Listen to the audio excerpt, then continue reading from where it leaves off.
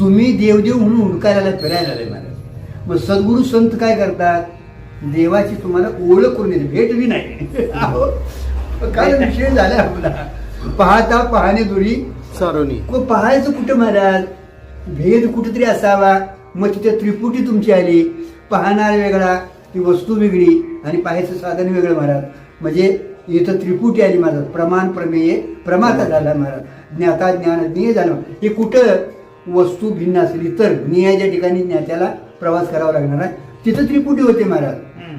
पण तुम्हाला बघायला कधी तुमच्यासाठी काय सामान्यपणे मिळेल, मला आता बघायचं आहे, मला बघायचं आहे असं कधी तुम्हाला काय वाटतंय? सज तुम्ही यायचा नव्हता.